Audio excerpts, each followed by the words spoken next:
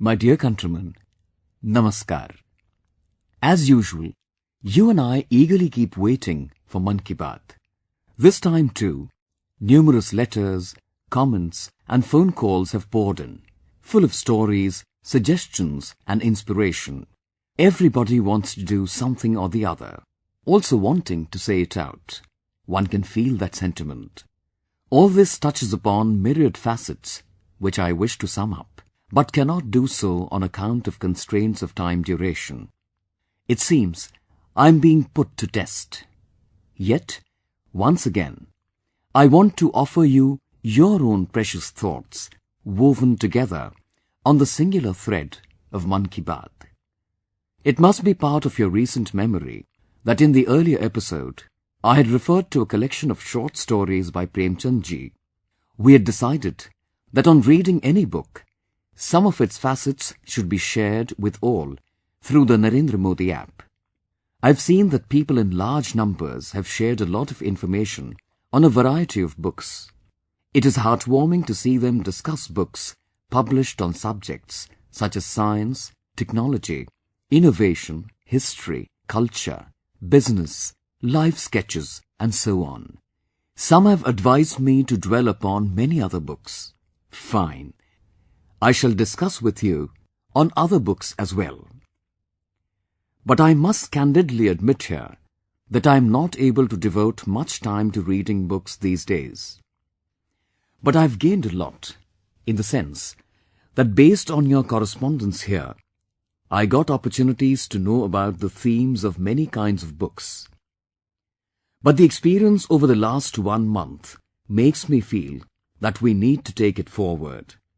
Why don't we create a permanent book corner on the Narendra Modi app so that whenever we read a book, we write about it and discuss it on this platform. And you can even suggest an app name for our book corner. I want this book corner to be an active forum for readers and writers alike. So keep reading and writing, sharing with all friends of Mann Ki Baat alongside. Friends, I touched upon the subject of water conservation in Mann Ki Baat, and today I feel that it was an issue close to your heart even before I referred to it, a matter of universal human interest. I've experienced the fact that this topic has stirred the nation's heartstrings collectively. Many an informed, effective endeavor is afoot across the country. People have shared information on traditional methods. The media has embarked upon quite a few innovative campaigns. Be it the government or NGOs, something or the other is being carried out on a war footing. Witnessing the might of the collective is in itself heartwarming and satisfying. A case in point is village Ara Keram under the Ormanji block, not very far from Ranchi in Jharkhand. The fervour and zeal displayed by villagers there towards water conservation has turned out to be exemplary for one and all. The rural folk donated sweat, toiling collectively to change the course of a mountain spring. It was a purely indigenous, homegrown method. This has led to not only stopping soil erosion and prevention of crop damage, but also facilitated effective irrigation of fields. And you'll be happy to know that the beautiful northeastern state of Meghalaya has become the first state to have formulated its own water policy. I congratulate the government of Meghalaya. In Haryana, crops that require meagre water are being encouraged. Farmers thus are saved from suffering losses. I especially congratulate the Haryana government for establishing a connect with the farmers to wean them away from conventional modes of farming towards crops that do not require much water. It is the season of festivals. Many fairs are held on these occasions. Why don't we use these fairs to spread the message of water conservation? All sections of society turn up in fairs in large numbers. Here, we can effectively spread awareness on the need to save water through forums such as exhibitions and street plays, thus using the festive fervour to convey the message of water conservation with ease. Friends, certain turns in life make our hearts swell with joy and zest, especially our children's achievements. Their feats fill us up with energy. And that is why today, I feel like mentioning about a few children. They are Nidhi Baipotu, Monish Joshi, Devanshi Rawat, Tanush Jain, Harsh Devdharkar, Anant Tiwari, Preeti Nag, Atharva Deshmukh, Arunyatesh Ganguly, and Ritik Alamanda. What I tell you about them will fill your hearts with pride and verve as well. All of us know that just the word cancer is more than enough to scare the world. It conjures images of death waiting at the doorstep. But each of these 10 children not only fought against the dreaded disease cancer in their battle of life, but also brought glory and laurels to the country. In sports and games, we often get to see a player becoming a champion after winning a tournament or bagging a medal. This was a rare occasion when the participants were champions before they entered the contest. They were champions of life, the battle. Actually, this month, the World Children's Winners' Games were held in Moscow. It is a unique sports tournament meant for young cancer survivors. Only they who have emerged fighting cancer can take part. In this tournament, sports and games such as shooting, chess, swimming, running, football and table tennis are organized. All 10 champions of our country won medals in this tournament. Out of these, some players even won more than one medal. My dear countrymen, I firmly believe that you must have felt immensely proud on India's achievement beyond the skies, in outer space, Chandrayaan-2.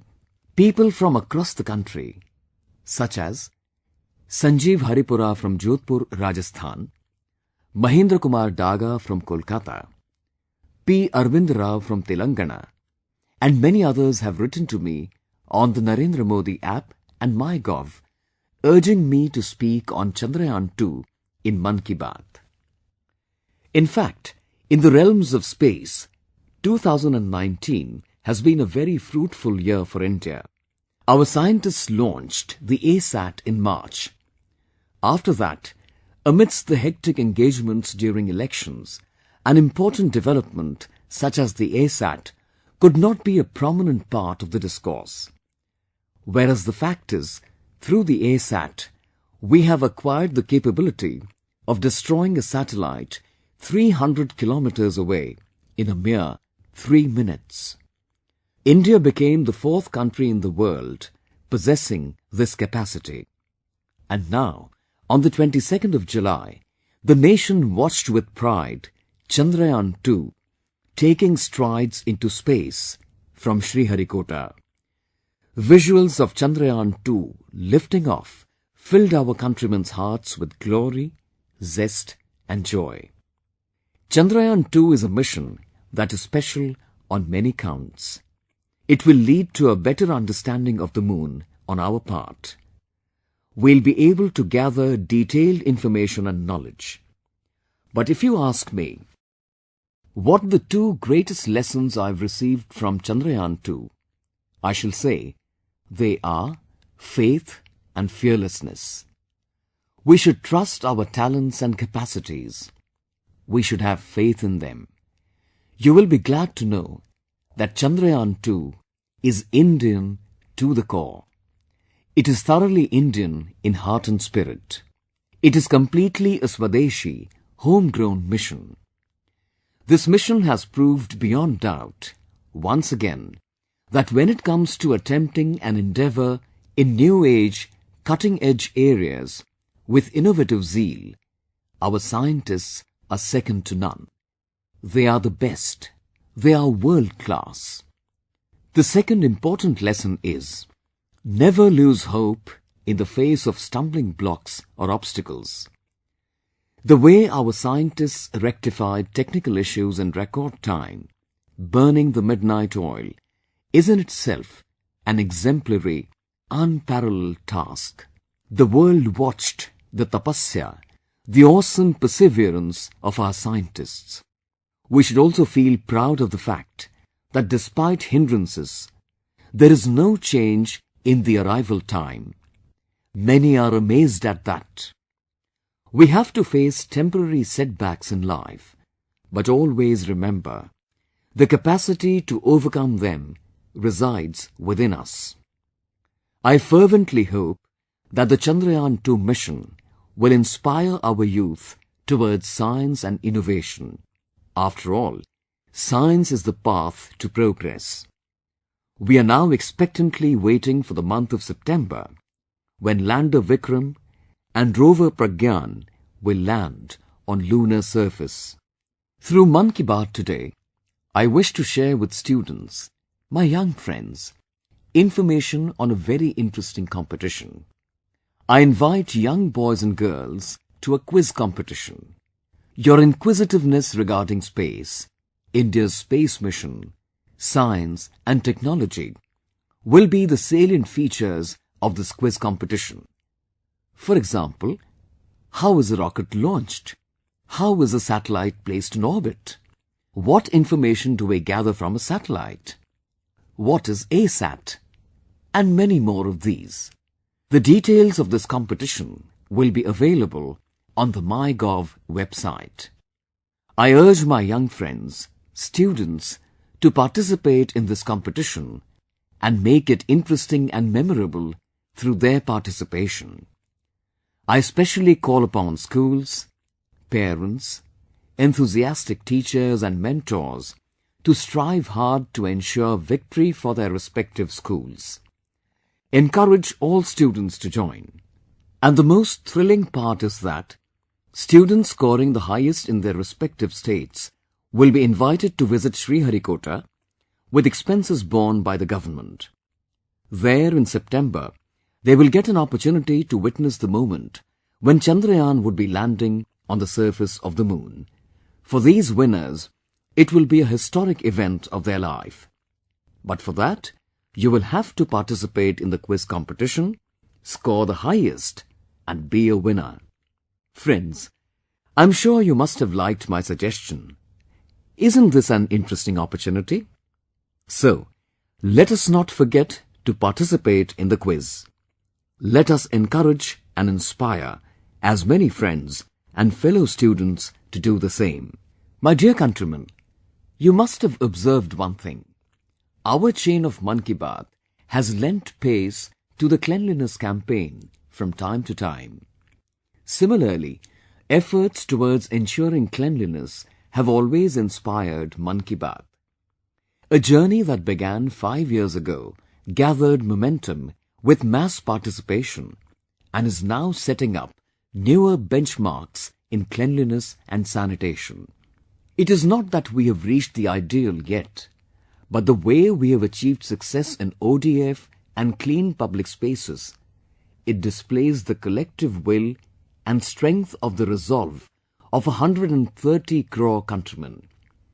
But we are not stopping at that. This movement has now advanced from cleanliness towards beautification. Just a few days ago, I was watching the story of Shriman Yogesh Saini and his team on the media.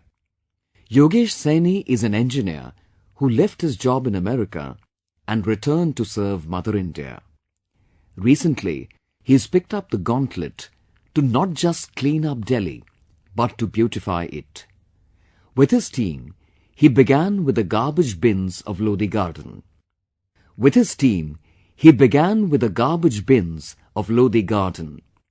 Through the medium of street art, he has decorated many localities of Delhi with aesthetically appealing paintings. From overbridges to school walls to hutments, he gave a free hand to his talent, garnering huge public support on the way, on the lines of an effective campaign. Remember how, during the Kumbh, Prayagraj was decorated with street paintings? I came to know that Yogesh Saini and his team played a stellar role in it. Colors and lines may be mute, but when they merge to form a picture, the rainbow that emanates speaks louder than 1,000 words. We experience this in the beauty, the aesthetics of the Swachhata Abhiyan. It is imperative that the culture of transforming waste to wealth develops in our society. In a way, we have to move ahead on the path of converting garbage to gold.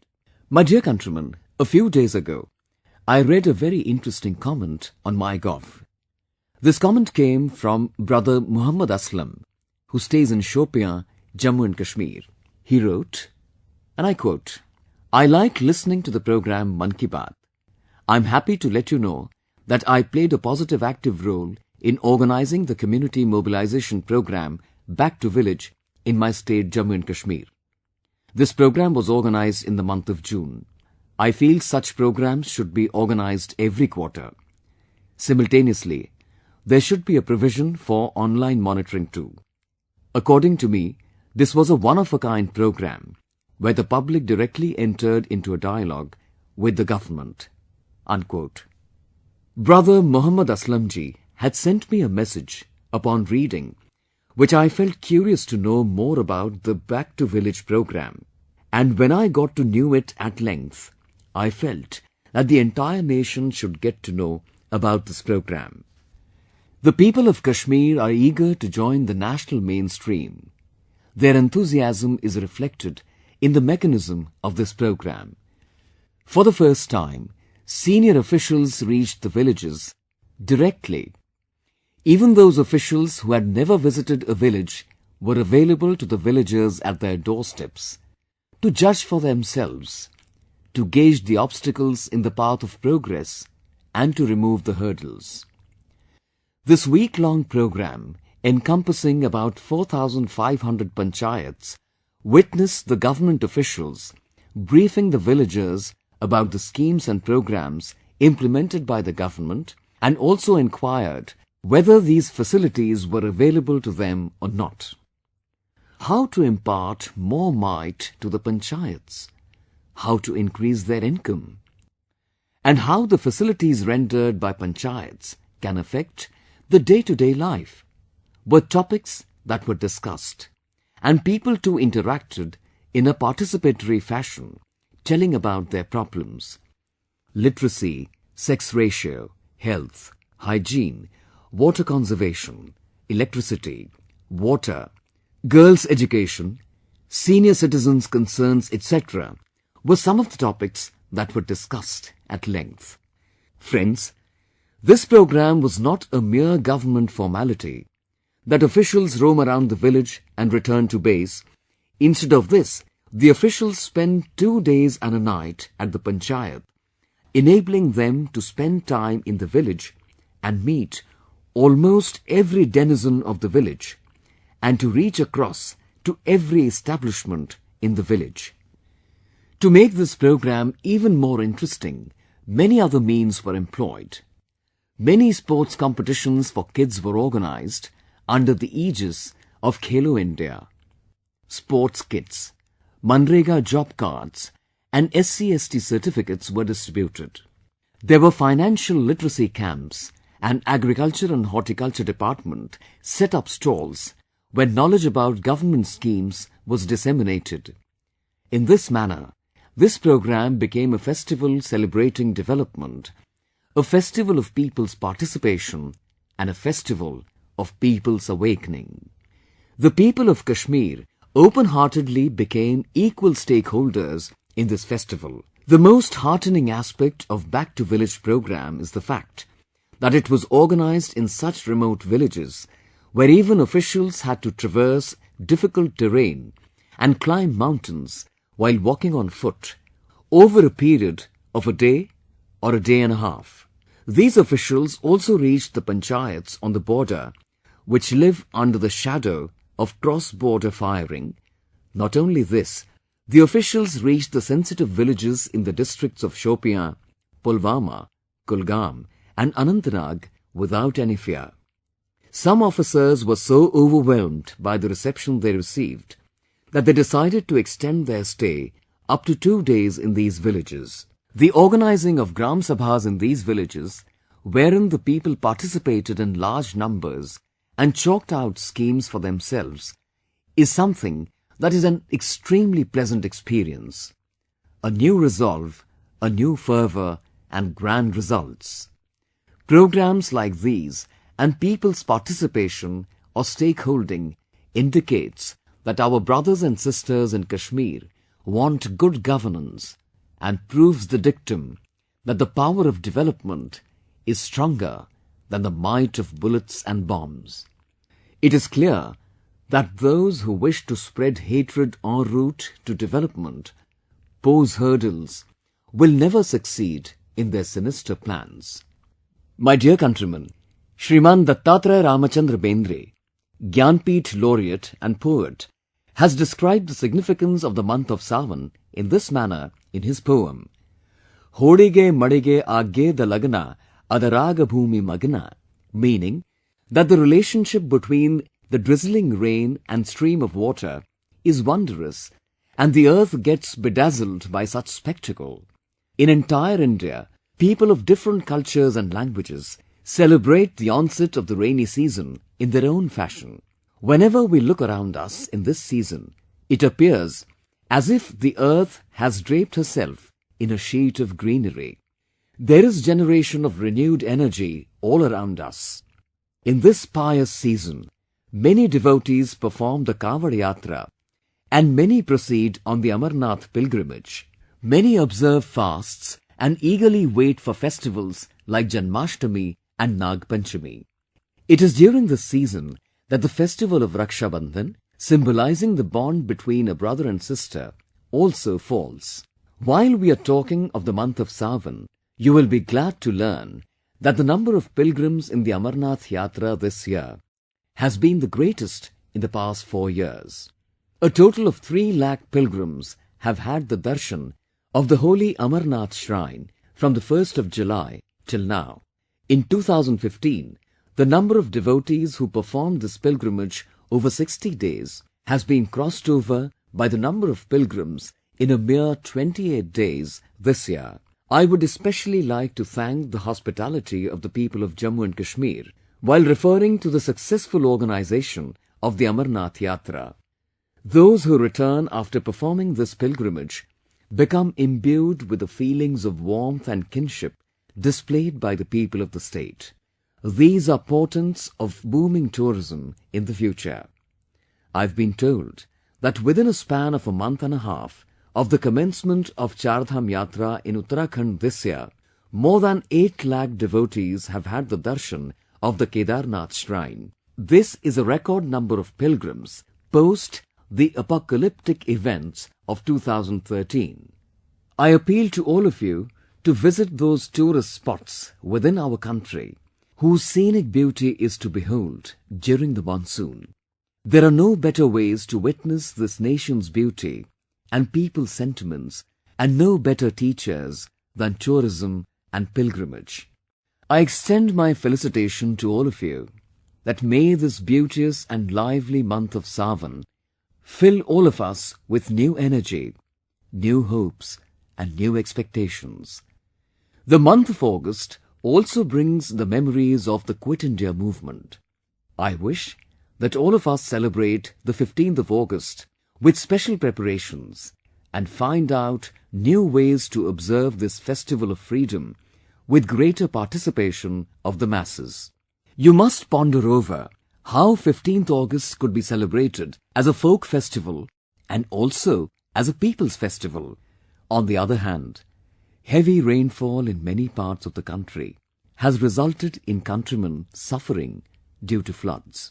Floods wreak havoc at various levels. I assure all the citizens affected by floods that the centre, in tandem with state governments, is working at lightning pace to provide relief and succour. On television, we witness just one aspect of the monsoon: floods everywhere, waterlogging and traffic jams. The other picture of the monsoon, the overjoyed farmer, chirping birds, gurgling waterfalls, and the earth wrapped under a green cover. To witness this, you will have to step out along with your family. Rains bring freshness and happiness with them. My heartiest wish is that the monsoon keep on bringing happiness to you and all of you enjoy the best of health. My dear countrymen, where to begin Mann Ki Baat and where to end it? It is a difficult task. But there is a time limit. I'll be back after a month's wait and meet you again. You'll have lots to tell me after a month's interval, and I'll incorporate the information in the next episode of Mann Ki Baat. And let me remind my young friends, do not forget to participate in the quiz competition. Do not forego the opportunity to visit Sriharikota at any cost. Many thanks to you all. Namaskar.